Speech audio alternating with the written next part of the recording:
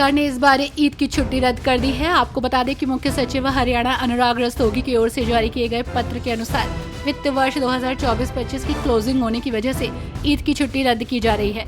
ऐसे में अब 31 मार्च की छुट्टी को प्रतिबंधित अवकाश में बदला गया है। रूसी विदेश मंत्री सर्गेई लावरोव ने पुष्टि की है कि रूसी राष्ट्रपति व्लादिमीर पुतिन भारत की यात्रा पर आने वाले हैं।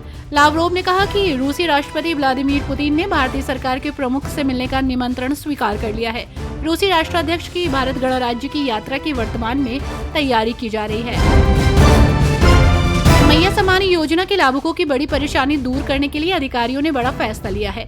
इसके लिए फुसरो नगर परिषद में 4 दिवसीय शिविर का आयोजन किया गया। इस शिविर में लाभुकों की त्रुटियों को सुधारा जाएगा, जैसे कि राशि होल्ड होने, आधार लिंक, राशन कार्ड का EKYC कराने और NPCI से अकाउंट को जुड़वाने की समस्याएं। उत्तर प्रदेश और दिल्ली से नेपाल के लिए जल्द ही वातानुकूलित बस सेवा शुरू होने जा रही है। सरकार ने रोडवेज की जनरत और शताब्दी बसों के माध्यम से प्रमुख शहरों को काठमांडू और पोखरा से जोड़ने की योजना बनाई है। इस पहल से दोनों देशों के बीच रिश्ते और मजबूत होंगे और पर्यटन को बढ़ावा मिलेगा। दिल्ली की सरकारी स्कूलों में जल्द ही बुजुर्गों की देखभाल, योग एवं स्वयं सहायता जैसे विषय पाठ्यक्रम का हिस्सा होंगे।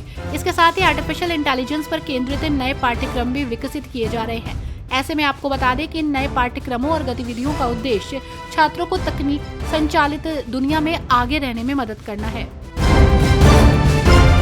लंबे समय के इंतजार के बाद प्रधानमंत्री नरेंद्र मोदी आगामी 19 अप्रैल को कटरा से श्रीनगर के लिए पहली वंदे भारत एक्सप्रेस ट्रेन को हरी झंडी दिखाएंगे। ये ट्रेन कश्मीर घाटी को देश के बाकी हिस्सों से जोड़ेगी और पर्यटन, बागवानी, कृषि उद्योग, शिक्षा और औसत कश्मीर को बढ़ावा देगी। ट्रेन को विशेष रूप से एंटी फ्रीजिंग सुविधाओं के साथ डिजाइन किया गया है। बिहार के गया जिले के टनकुप्पा रेलवे स्टेशन पर अंडरपास की स्वीकृति मिल गई है। इसे लेकर केंद्रीय मंत्री जीतन राम मांझी ने सोशल मीडिया एक्स पर पोस्ट कर ये जानकारी दी है। गया धनबाद ग्रेट कोड रेलखंड के टनकुप्पा स्टेशन का कायाकल्प होगा। हम पार्टी के राष्ट्रीय प्रवक्ता इंजीनियर नंदलाल माझी के जरिए गया धनबाद ग्रेट कोड रेलवे संघर्ष समिति टनकुप्पा ने ये मांग की थी। पीएम के सांसद कनिमोझी ने उत्तर प्रदेश के मुख्यमंत्री योगी आदित्यनाथ की 3 भाषा नीति पर टिप्पणी को लेकर आलोचना की। उन्होंने कहा कि तमिलनाडु के बारे में उनका कोई अधिकार या रुख नहीं है, जबकि यहाँ हमेशा समावेशी राजनीति रही है। ये उत्तर प्रदेश के मुख्यमंत्री ही थे जिन्होंने 3 भाषा नीति और तमिलनाडु के मुद्दे के बारे में अनावश्यक टिप्पणी की, जिसके बारे में मुझे नहीं लगता कि उनके पास टिप्पणी करने का कोई कारण है। यात्रियों की सुविधा और सुरक्षा बढ़ाने के लिए पुणे डिवीजन के बेड़े में नई बसें शामिल हो जाएंगी। महाराष्ट्र राज्य सड़क परिवहन निगम नए कदम उठाएगी।